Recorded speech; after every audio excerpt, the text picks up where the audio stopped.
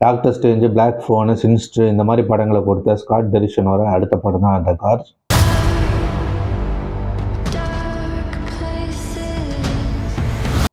படத்தோட கதை என்னன்னா, ஒரு மர்மமான பெரிய பள்ளத்தாக்கு இருக்கு. அந்த பள்ளத்தாக்கை வந்துட்டு கண்காணிக்கிறதுக்காக மேலே 2 சைடும் வந்துட்டு டவரை கட்டி விட்டுருக்காங்க.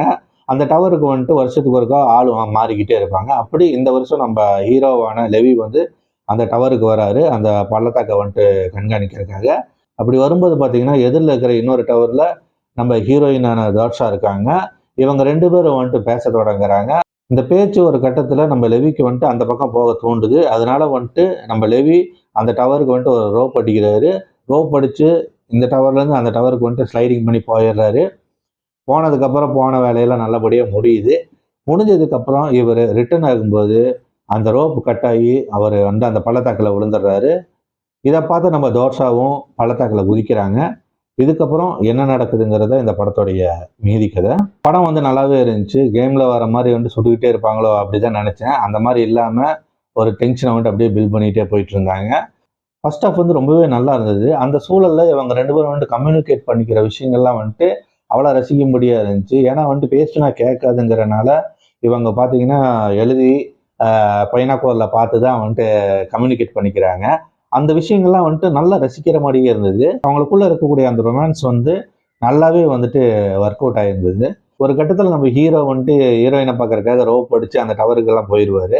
அங்கே போயிட்டு எல்லாம் பேசிகிட்டு இருக்கும்போது வந்துட்டு நம்ம ஹீரோயின் வந்து அந்த ஒர்க்கிங் டைட்டிலே சொல்லு அப்படிங்கிற மாதிரி சொல்லும்போது அந்த டைலாக் சொல்கிறது நல்லாயிருக்கும். ஷீ கொலாப்ஸ் த நைட்டுங்கிற அந்த டைட்டில் வந்துட்டு சொல்லுவார். அது சூப்பராக இருந்தது. அது கேட்கும்போது ஃப்ளாட் ஆகிற மாதிரியான ஒரு பிக்கப் லைன் மாதிரி தான் இருந்தது. அது நல்லா ஒர்க் அவுட் ஆகிருந்தது அந்த சீனு. அதெல்லாம் இந்த மாதிரி வந்துட்டு படத்தில் முதல் பாதி ஃபுல்லாகவே இந்த மாதிரியே ஒரு டென்ஷனை பில்ட் பண்ணி இவங்களுடைய அந்த ரொமான்ஸு நல்லாவே போச்சுது.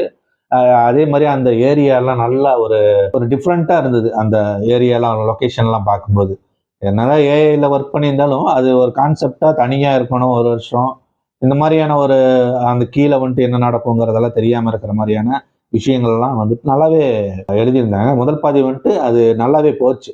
ஏன்னா வந்துட்டு சுட்டுக்கிட்டே இருந்தாங்கன்னா கண்டிப்பாக போர் அடிச்சிருக்கும். நம்மளுக்கு தெரியும் படம் பார்க்கும்போது இப்படி போயிட்டு இருந்துச்சுனாலே பின்னாடி வந்துட்டு ஒரு பெரிய ஒரு ஆக்ஷன் சீக்வன்ஸ் இருக்க போகுதுங்கிறது வந்துட்டு தெரியுது. அதுக்கு ஆடியன்ஸை தயார்படுத்துகிற நிலை தான் இது. அது வந்துட்டு அப்படியே போச்சு. ஆனால் செகண்ட் ஹாஃப் பார்த்தீங்கன்னா ஒரு டிபிக்கலான படமாக மாறிடுச்சு. இவங்களுக்கு வந்துட்டு எல்லாமே கிடைக்குது. அதாவது வந்துட்டு ஜீப் வேணுமா ஜீப் இருக்குது, ஸ்டார்ட் ஆகுமா ஸ்டார்ட் ஆகும், இந்த மாதிரி சிஸ்டம் இருக்குது.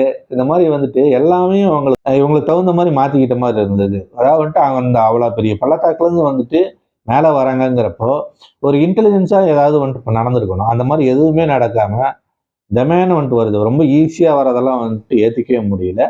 அதே மாதிரி வந்துட்டு அந்த க்ரீச்சர் வந்துட்டு அந்த க்ரீச்சருக்கான கரெக்டான டெஃபினேஷன் வந்துட்டு கொடுக்கவே இல்லை. க்ரீச்சரை பற்றி சொல்கிறாங்க, அந்த டிஎன்ஏல வந்துட்டு ஸ்ப்ரெட் ஆகி வந்துட்டு இந்த மாதிரி வந்துட்டு எல்லாமே ஒன்றா மாறிடுதுங்கிற மாதிரி சொல்கிறதெல்லாம் ஓகே தான். இன்னும் கொஞ்சம் டீட்டெயிலாக வந்துட்டு அது என்னங்கிறத சொல்லியிருக்கலாம். ஏன்னா அது ஜாம்பியா இல்லை வேற ஏதாவதா என்னங்கிறதே தெரியாமல், இல்லை உயிரோட தான் இருக்கானுங்களா, உயிரோட இருந்து இவனுக்கு வந்துட்டு இப்படி ஆயிட்டானுங்களா, கொஞ்சம் சொல்லியிருக்காங்க. இருந்தாலுமே இன்னும் டீட்டெயிலிங்காக வந்துட்டு அதை சொல்லியிருக்கலாம் தான் தோணுச்சு. மற்றபடி வந்துட்டு இந்த படத்தில் செகண்ட் ஹாஃபில் வந்துட்டு பெருசாக ஒரு ஹைப் இல்லை. இருந்தாலும் ஓரளவுக்கு வந்துட்டு போர் அடிக்காமல் தான் போச்சு. இந்த வழக்கம் போல் நானே வரேன்னு இவங்களை அனுப்பிச்சி விட்ட அந்த முதலாளிகள் வந்து சாகிறதெல்லாம் வந்துட்டு ஒரு பழைய ஒரு டெம்ப்ளேட். இதெல்லாம் இதை இன்னுமா பண்ணிட்டு இருக்காங்கங்கிற மாதிரி இருக்குது. ஆனால் முதல் பாதி வந்துட்டு ரொம்பவே ரசிக்கும்படியாக இருந்துச்சு. அதுதான் வந்துட்டு இந்த படத்துடைய பெரிய ப்ளஸ். அவருமே ஒரு சின்ன சீன் ஜேடின்னு நினைக்கிறேன், சின்ன சீன் வந்தாலுமே வந்துட்டு ஒரு நல்லா வந்துட்டு கொடுத்துட்டு போயிருக்காரு. அவனையும் வந்துட்டு போட்டு தெளிவாங்க, அது வேறு விஷயம். இந்த மாதிரி படம் வந்துட்டு ஓரளவுக்கு வந்துட்டு ஒரு ஆவரேஜாக போச்சு. இந்த அட்மாஸ்பியருக்காகவே வந்துட்டு நல்லா இருந்த மாதிரி இருந்தது. கண்டிப்பாக ஒரு டைம் வந்துட்டு ட்ரை பண்ணி பார்க்கலாம். டைம் கிடைச்சா பாருங்கள். நம்ம வேறு படத்தில் சந்திப்போம். மறக்காமல் லைக், ஷேர், கமெண்ட் கண்டிப்பாக சப்ஸ்கிரைப் பண்ணுங்கள்.